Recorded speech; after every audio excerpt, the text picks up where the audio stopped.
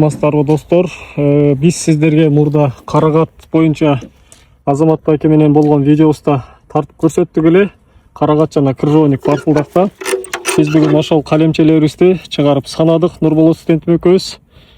Бул жерде карагаттарыбыз жана барсылдак орусчасы крыжовниктерибиздин божомолду 3 айдан кийинки абалдарын көрүүгө болот.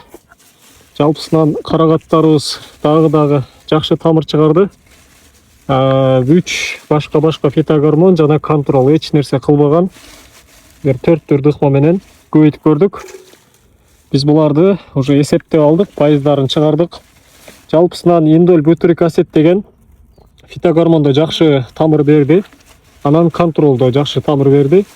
Нафталин ацетик асид деген фитогормонубуз да тилекке каршы жакшы тамыр берген жок. Анан контролдо деле жалпысынан салыштырмалуу аябай начар болгон жок да.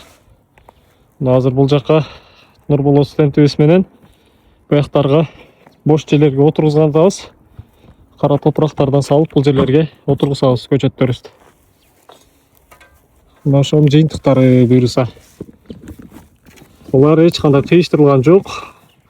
4 түрдүү фитогормондун жардамы менен илимий изилдөө жасалды.